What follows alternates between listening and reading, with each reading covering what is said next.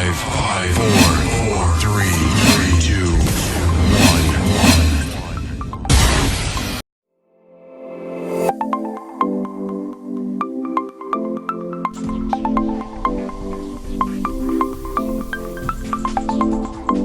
Please subscribe Ayaha TV and hit the bell icon so you never miss latest. kulanti waan wanaagsan daawadayaal gebi ahaantiinba halkani waa Ayaha TV kusoo dhawaada barnaamijka falaqaynta ciyaaraha ee isbuucani waxaan kaga hadli doonaa tartanka xiisaha leh ee qaaradda Yurub aadka looga xiiseeyay Champions League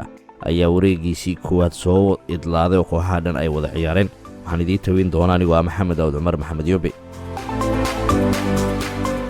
aan ku bilownay habeenkii Salaasada ahaa ayaa waxa dhacay ciyaaro aad u xiiso badnaa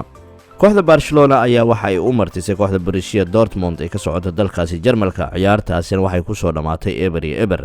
tababaraha kooxda Barcelona Valverde ayaa qirtay in kooxdiisa ay dhibaato fara badan ka soo gaartay kulankaasi iyadoo ciyaaryahanna ay kaga dhaawacmeen oo Jordi Alba uu ka mid yahay sidoo kale tababaraha oo saxaafadda la hadlayay ayaa waxa uu sheegay in ay kooxda Barcelona ku dhibaatoonaysay garoonka kooxda Borussia Dortmund sidoo kalena fursadaha ay abuureen ay ahaayeen kuwo aad u sii gaaban dhanka kale wuxuu ammaan dusha ugu qubeeyay kooxda Borussia Dortmund uu sheegay inay yihiin kuwo aad u xoogan sidoo kalena aad u farsamo badan fursado fara badan oo gaaraya 3 iyo 4na ay ku heleen kooxda Barcelona balse nasiibka uu saamaxay Ulhay Ter Stegen uu badbaadiyay kooxda Barcelona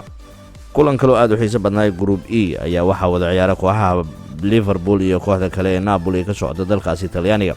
tababaraha rugcadaaga ee kooxda Napoli Carlo Ancelotti ayaa ka hadlay guushii weyneed ay ka gaareen kooxda Liverpool oo aan la maleysanayn in looga adkaan karo ciyaarta balse Napoli oo dab yar aan shidaynin sidoo kale xil ciyaareedkanina dardar adag kula jirta sida Champions League iyo tartanka horyaalka dalka Talyaaniga ee Serie A ayaa 2-0 waxay ku xasuuqday kooxda Liverpool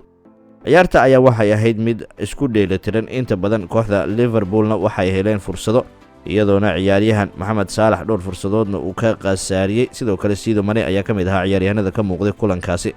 tababaraha reer Talyaani Carlo Ancelotti ayaa ka hadlay guushii weyneed ay ka gaareen kooxda Liverpool garoonkooda San Paolo Stadium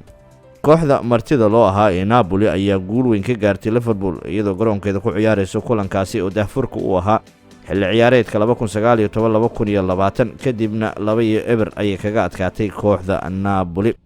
Carlo Ancelotti oo dhamaadkii ciyaarta la hadlayay shabakadda Sky Sports ee dalka Talyaaniga ayaa waxa uu yiri kulanka Liverpool had iyo jeer waa mid adag daqiiqada ugu horeysa ilaa iyo daqiiqada ugu dambeysana kuma tashan kareysid laakiin waxay ahayd ciyaar aad u wanaagsaneed oo nasiibka inaga ayuu saaciday ayuu leeyahay ciyaarta markay soo idlaatay ayaa tababare Carlo Ancelotti oo iminka da'diisu ay tahay 60 jir waxa uu kula kaftamay Jurgen Klopp waxa uu yiri waxaan u sheegay in uusan walwalin maxaa yeelay haddii uu ku guul dareysto halkan waxay u muuqataa in uu horay u socdo sidoo kalena tartanka UEFA Champions League uu ku guuleysan doono ayuu kula kaftamay Carlo Ancelotti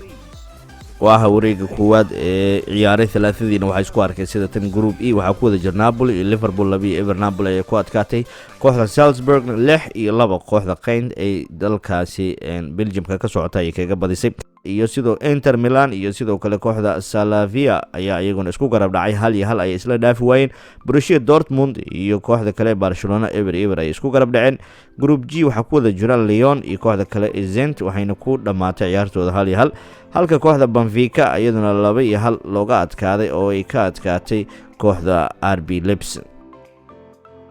Group H-na waxa iyadu hogaaminaysa oo 3-0 ku adkaatay kooxda Ajax Amsterdam waxay ka badisay kooxda Lille ee dalka Faransiiska Chelsea-na 1-0 waxa ugu qubeysay kooxda rugcadaaga reer Spain ee Valencia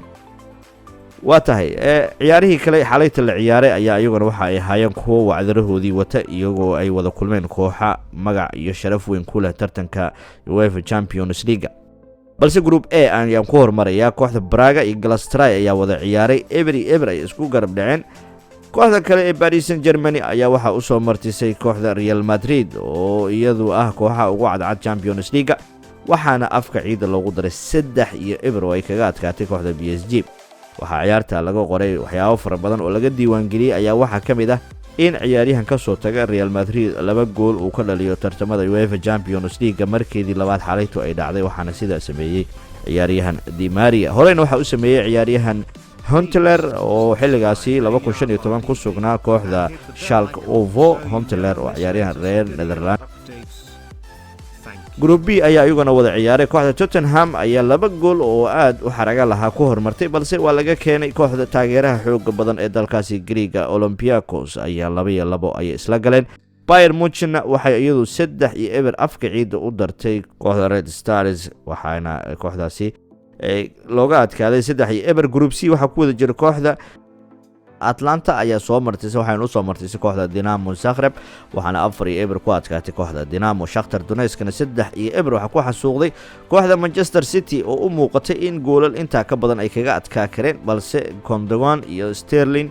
ciyaaryahana ay ka mid yihiin in ka qasaariyeen dhowr fursadood. Group D waxa uu ahaa group aad u xiiso badan. Groupka dhimashada ayuu ka mid yahay. Kooxda Atletico Madrid ayaa waxa u soo martisay kooxda Juventus, 2-2 ay isla gaareen oo ay ciyaartu ay ku soo dhamaatay. Juventus ayaa 2 gool la hormartay, balse waa laga soo guday, sidaan waxay ku dhamaatay kooxda barbardhac. Bayer Leverkusen 2-1 oo aad u xaraga lahaa waxaa kaga adkaatay kooxda Lokomotiv Moscow. haddaba kulamadani ayaa waxay yihiin kuwo iyagu aad u xiiso badan oo inta badan kooxaha qaarkood tabartoodu ay soo tijaabiyeen sida kooxda Real Madrid, Liverpool, Barcelona. kooxaha ugu waaweyn oo la dhihi karo tartanka UEFA Champions League waxa ay yihiin kuwa ugu cadcad, balse la arki doono iyadoo wareegga kuwaad oo kaliya la ciyaaray, sidoo kalena aan laga bixin karin saadaal aad u wanaagsan. waatahay caawan waxaa la ciyaari doonaa Europa League ayaa la ciyaari doonaa iyadoona ay ka soo muuqan doonaan kooxo waaweyn oo sida kooxda Manchester United, Arsenal, Sporting Lisbon, Lazio. waxaa kaloo ka mid ah kooxaha gadaal u dhacay Champions League aan u soo bixin kooxda Basel. waxaa kaloo ka mid ah PSV Eindhoven. kooxahaasi gabi ahaantoodana caawa ayay wada ciyaari doonaan. Sevilla iyaduna ka mid ah ooba ugu cadcad kooxaha Europa League ka qowlaleysta. inta ayaan ku soo koobaya haddii ilaahay raalli ka noqdo wareegii koowaad ee UEFA Champions League. koox walbana waa la arkay awoodeeda. wareegga labaad ka hor insha Allah waxaan sameyn doonaa falanqeyn ku aadan kulamadii la ciyaaray ee wareegga koowaad iyo kulamada soo socda kooxaha sida isku arki doonaan. asxaab fara badan oo rugcadaawa sportiga ayaan ku soo casuumi doonaa. inta ka horeysa waxaan idinkaga tegayaa sida ayuu nabadgelyo.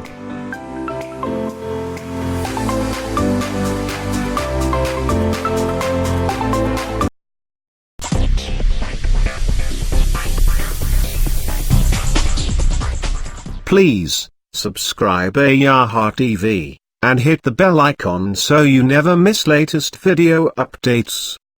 Thank you.